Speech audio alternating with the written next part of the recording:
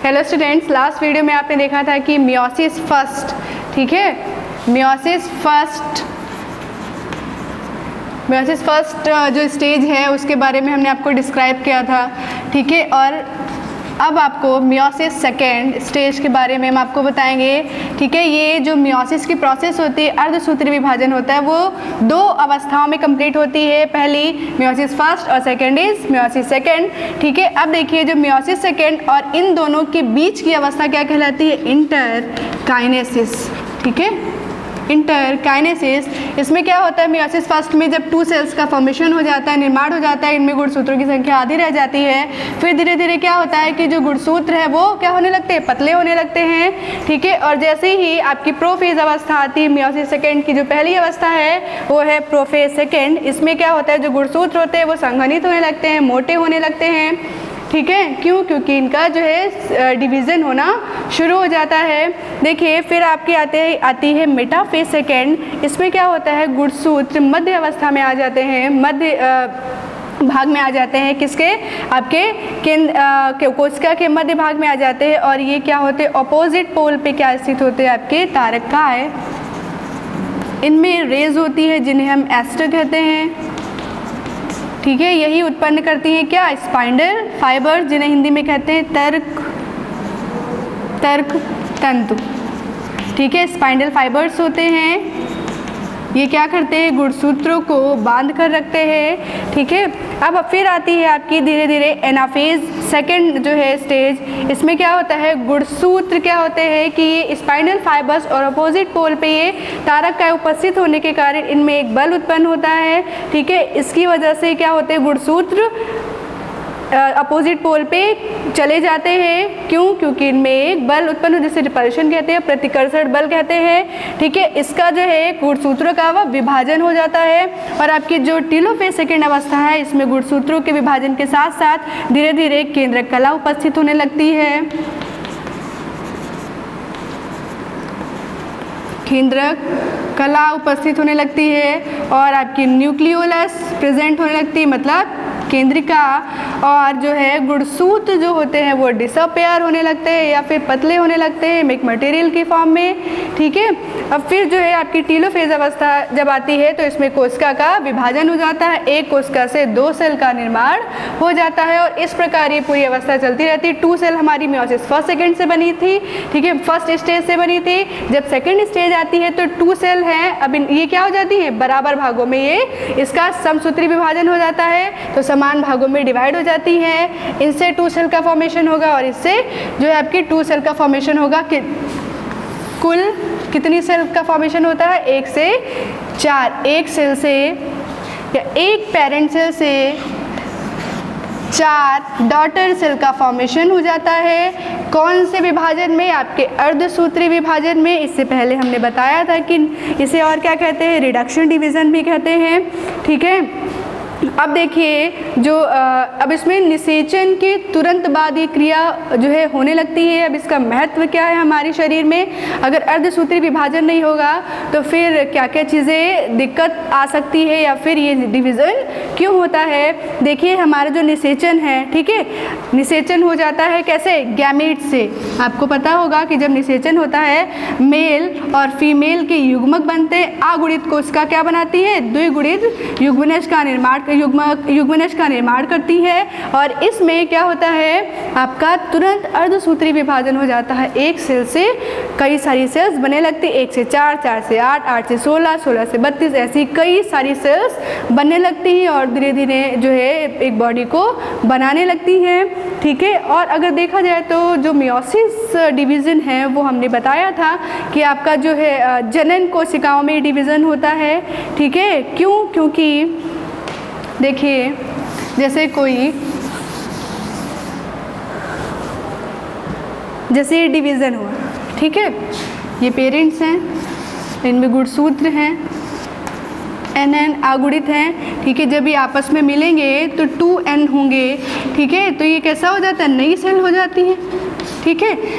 जो है युग्मनज बन जाता है, मतलब जाइगोट, ठीक है। अब देखिए जब ये बन जाते हैं तो गुणसूत्र आधे इसके और आपका जो आधे रह जाते हैं वो इनमें नए जनरेट होते हैं। इसका मतलब ये है कि जो उनके माता पिता के कैरेक्टर्स है वो उनके संतानों को मिलते हैं, और अगर ये डिवीज़न नहीं होगा तो ये ऐसा नहीं हो सकता है। ठीक है, फिर आइए देखते हैं कि समसूत्री विभाजन जो है आपका और अर्धसूत्री विभाजन। ठीक है, समसूत्री विभाजन का महत्व क्या होता है? देखिए, समसूत्री विभाजन का अगर नहीं होगा तो हमने बताया था कि वो दैहिक या सोमैटिक डिवीज़न भी कहलाता है। दैहिक विभाजन या दैहिक कोशिकाओं में इसका विभाजन होता है समसूत्री विभाजन। तो अगर उसका समसूत्री विभाजन नहीं होगा तो मान लिया हम यूनिसेलुलर, ठीक है, जब हम जन्म लेते हैं सबसे पहले हमारी एक सेल बनती है। ठीक है, अगर इस समसूत्री विभाजन नहीं होगा इनमें तो ये हमारा स्ट्रक्चर नहीं बन पाएगा। ठीक है, जब सेल्स में डिवीज़न होता है तो ये कई सारी सेल्स मिलकर एक समूह जो है, एक समूह क्या कहलाती है? ऊतक। ठीक है, और कई सारे ऊतक जब आपस में मिल जाते हैं तो क्या बनाते हैं? हमारे अंग बनाते हैं। और कई सारे अंग जैसे कि आपका अगर हम फेफड़ों की बात करें या लंग्स की बात करें, ठीक है, तो लंग्स है आपका, और आपकी जो है श्वास नली है, माउथ है, नोज़ है, ठीक है, आपस में मिलकर क्या बनाता है?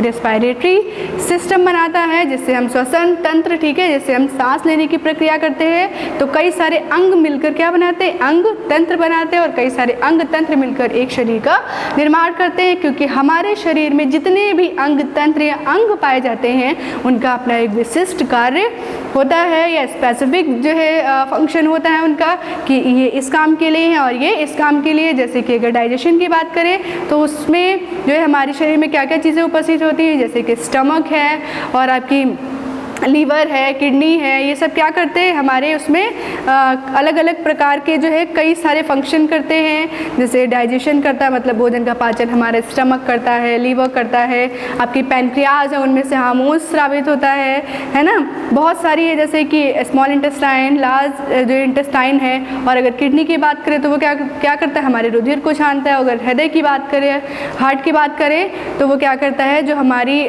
बॉडी में गैस होती है उसको क्या करता है? एक स्थान से दूसरे स्थान पे ले जाता है, जिससे कि हमें एनर्जी मिलती है। ठीक है, तो अगर ये डिवीज़न नहीं होगा तो हमारा शरीर नहीं बनेगा। अगर समसूत्री विभाजन नहीं होगा हमारे दैहिक कोशिकाओं में तो उनमें जो है स्ट्रक्चर्स नहीं बन पाते। और ये क्या करते हैं? समसूत्री विभाजन से मान लें कि अगर हमें चोट लग गई है, ठीक है, तो उससे सेल्स डेड हो जाती है ना, तो ये अगर समसूत्री विभाजन क्या करता है? उसकी क्षतिपूर्ति कर देता है। ये घाव वाउंड्स को भरने में जो है मदद करता है। और अर्धसूत्री विभाजन तो हमने बता ही दिया है कि आनुवंशिक लक्षणों को एक पीढ़ी से दूसरी पीढ़ी में क्या करते हैं? स्थानांतरित करते हैं अर्धसूत्री विभाजन के द्वारा। क्यों? क्योंकि इनमें एक प्रोसेस होती है जो कि प्रोफेज फर्स्ट, जो कि एक मियोसिस फर्स्ट की उप अवस्था है। मियोसिस फर्स्ट की उप अवस्था प्रोफेज फर्स्ट में क्या होता है? 5 अवस्थाएं होती है आपकी, लेप्टोटीन, जाइगोटीन, पैकेटीन और आपकी डिप्लोटीन और आपकी डाइकाइनेसिस होती है। तो डिप्लोटीन अवस्था में क्या होता है? जो क्रोमोसोम होते हैं वो आपस में क्या करते हैं? क्रॉसिंग ओवर करते हैं या विनिमय करते हैं, जीनों की अदला बदली करते हैं, जिससे कि आपके माता पिता के जो लक्षण हैं वो आपकी नई सेल में आ सके। ठीक है, इस वजह से अर्धसूत्री विभाजन होता है। ठीक है, होप सो आपको ये समझ में आया होगा। एक मैं चार्ट बना दे रही हूँ, आप उसको नोट कर सकते हैं। आप उसको उसी चार्ट के थ्रू आप पढ़िए तो आपको इजी रहेगा, स्टेजेस समझ में आएंगी किसमें कितनी स्टेजेस होती हैं।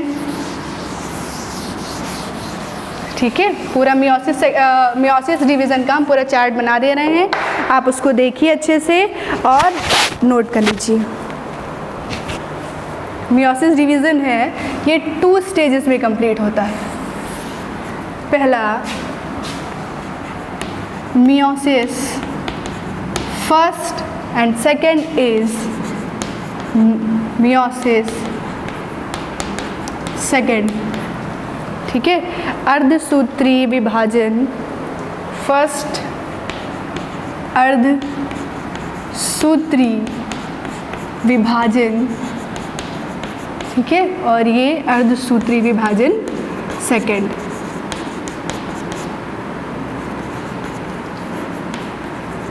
विभाजन सेकेंड। ठीक है, अब देखिए इसमें कैरियोकाइनेसिस की अवस्था आती है। मैंने माइटोसिस में बताया था। कैरियोकाइनेसिस में क्या होता है, पहले केंद्रक का विभाजन होता है, उसके बाद जब ये केंद्रक विभाजित हो जाता है देन क्या होता है आपका साइटोकाइनेसिस, मतलब कोशिका द्रव्य का विभाजन होता है, कोशिकाओं का विभाजन हो जाता है। ठीक है, अब देखिए जो मियोसिस फर्स्ट है इसकी 4 स्टेजेस हैं। First is prophase, first, second is metaphase first, and third is anaphase first, and fourth is telophase first. ठीक है, और जो आपकी प्रोफेज अवस्था होती है वो काफ़ी लंबी होती है। ये 5 सब स्टेजेस में क्या होती है, कंप्लीट होती है। पहली अगर हम देखें तो उसे कहते हैं लैप्टोटीन, दूसरी जाइगोटीन, एंड थर्ड इज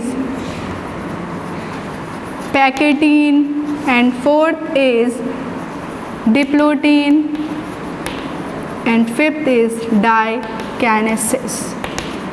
ये मैंने आपको बताया है कि इनमें कौन कौन सी चीज़ें और गुणसूत्र का विभाजन किस प्रकार होता है। ठीक है, ये मैं चार्ट बना दे रही हूँ, आप लोग इसको अच्छे से ड्रॉ करके नोट्स बना सकते हैं।